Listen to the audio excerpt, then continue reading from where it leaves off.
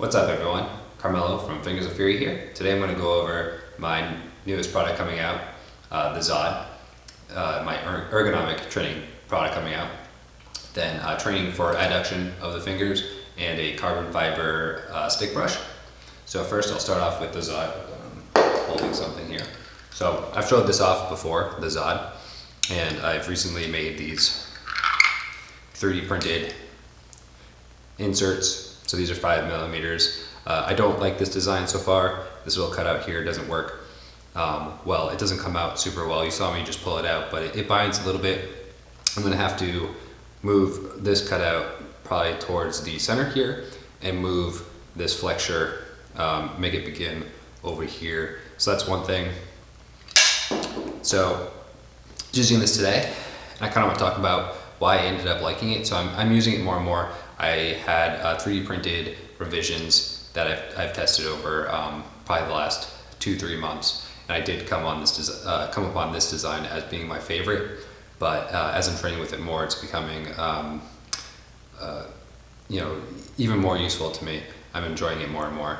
Obviously, that's why I went ahead and machined it out of aluminum. But today, I discovered I also like to do a more open grip, which surprised me. I'll show off. This is mimicking the design of some other stuff out there. And so I guess just as an aside, ergonomic literally means, like, the definition of it is comfort, designed for comfort and efficiency. So the other designs have some sort of feature. On mine, it's this, where you have to switch the carabiner over from side to side. That's literally making your training session less efficient, so less ergonomic. People are taking ergonomic to mean just built more for your physiology, so like the different sizes of your fingers, and so that's where they come up on the steps. And so I hated the switcheroo here, and I also hated these steps. And one of the things I didn't like is that you're always nestled up against a flat edge. You know, there's no way around it if you go with this stepped design, and it just didn't feel natural, and it just didn't feel comfortable, and I didn't like it. And also, I think a lot of people find that, you know, if you're used to flat edges, that you're recruiting less on your pinky finger, because that's not a position that you're used to, which is annoying, because at that point, I'm trying to solve a problem that I don't have, which is I've never had an overuse injury from hangboard training. Personally, I know some people have, but again, I'm trying to solve a problem that I'm not having. So I strayed away from this design, trying to find something that was comfortable for me. I'm just taking ergonomic to mean comfortable, which is literally, you know, comfortable and efficient. This is literally what it means. So that's how I came upon this design. So coming back to this, I was training with it today, and usually when I'm seeing, you know, if you train on a flat edge and the other ergonomic edges I've seen, most people are training like this, and this is how I've been doing it, which is also comfortable. But I found myself feeling like it's comfortable like this, it's comfortable like nestling them around, it's comfortable in a lot of positions. It's no huge surprise, it's a round edge. I've climbed on round edges, we've all climbed on round holds. But it made me think, why is this comfortable? And in particular, it's comfortable for my pinky, and I'm not going to try and explain anatomy of the hand, because I'm not the one to do it, but especially the pinky, not only is it shorter, but it's pivoting towards the inside of my hand much more than the other fingers, at least on my hand. And you know, your pivots, or your I'm gonna call them pivots, your knuckles here, are basically on an arc, and this arc fits, I'm sure, most people's hands pretty well, and it just naturally felt like my pinky wanted to go here. And then when I was investigating, I looked back, I'll bring this back out, I noticed that usually when I'm on a flat edge, my pinky is, and I don't think it's showing up on camera, my pinky is kind of trying to pivot over to fit on the flat edge. And so it's having to do that less on the Zod, what I came up with. So that's something that I discovered today.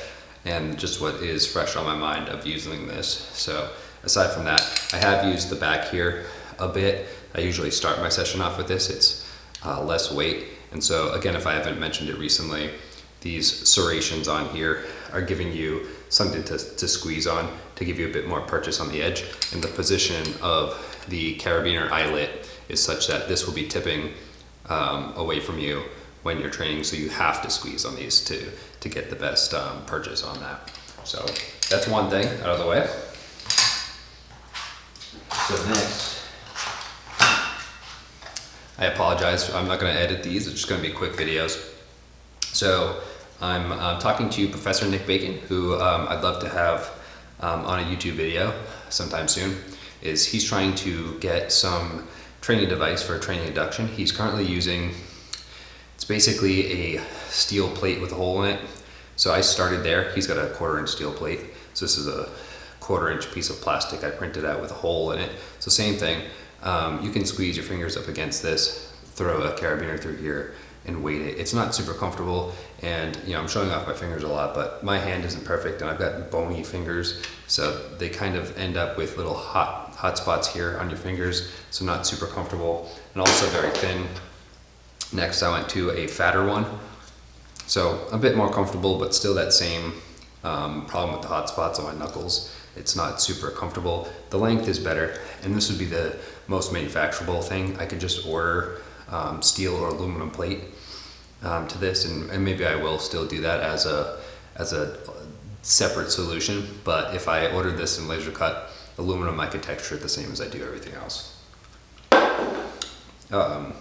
Just as an aside, in the arm lifting world there's a thing called the Logan lift, and I was mimicking that. It would be cool if we could lift with all 4 fingers at once. I made this for somebody with fat fingers, which I do not have, and again, here's that 1/4 inch protrusions coming up on this.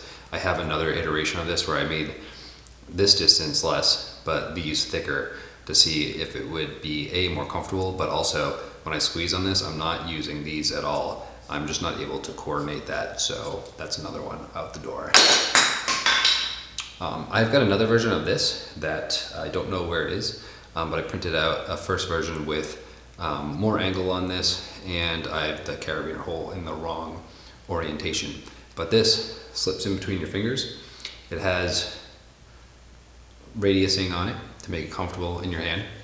So this one's another obvious one. You put a carabiner through here, weight it, and I can only do 5 pounds in between here and here, and it's a lot to squeeze your fingers together.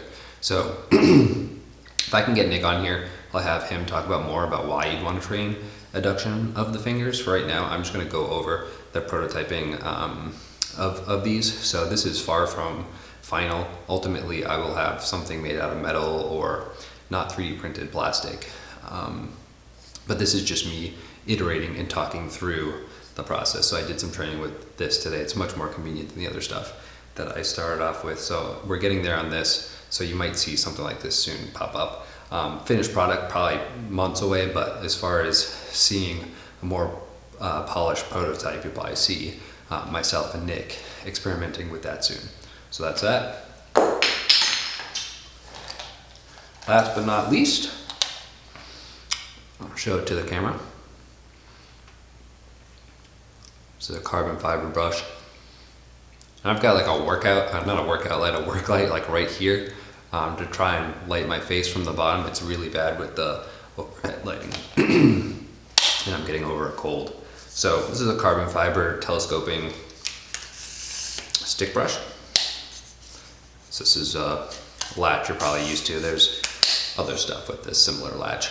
And then we've got a ratcheting joint, so you have many positions on here, and then a brush on the end. So this is just a prototype, obviously. I will have to add a grip to this.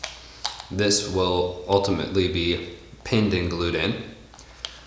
And then this brush currently is, if you can see it, this is a rectangular cross-section brush, and it's just shoved into that circular inner diameter hole for now. This is just me testing it in the garage. It works fine like this because it's a super tight fit, but I'll have to design a brush handle that fits this perfectly, and that will also get pinned to this, and you'll be able to change these as needed. So for this project, this is mostly just sourcing and design of the brush on my part. So what I'll probably do with this, if there's interest, this will be like a pre-order thing. I'll probably do like a $5 non-refundable deposit that will go towards the final price of this, and I'll have the final price worked out when it's time, but it's not time yet. So I'll bring people along on this process of making this. Right now it's about 4.5 feet long. So I think what's going to happen is people have told me they'd want it to be longer, and then it could be, there is some play in this. Me using it so far has not been a problem. Once you go to brush, you're brushing in one direction, you're not doing anything that makes this wobble, but this could end up being like a thumb screw sort of design where you just tighten it down and it's fixed.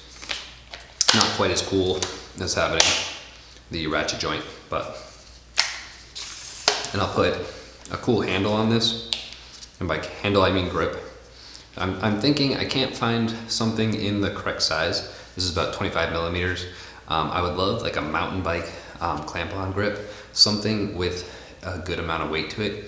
This right now is just under a pound, but the whole weight is on the end here, which makes it a pretty out of balance thing. So I'd love to put some weight back on the end here. So a nice grip like that you see on a mountain bike usually would be super sweet on this, but looks great. It's a matte carbon fiber. So I won't release this if the interest isn't there, because again, it's mostly just sourcing, so I will have to buy a lot of the components, and obviously I'll be the one to, I'm gonna have to do all the drilling, the gluing and all that, and assembly and whatnot. So if there's interest for this, I will have this coming out. Again, that's probably in the coming months. It'll take me a while to figure this out. I wanna give this to some local developers as well. You know, it's cool, they do a lot of brushing, so, and it's something cool to give to those guys. But that's it for this video. Thanks for watching.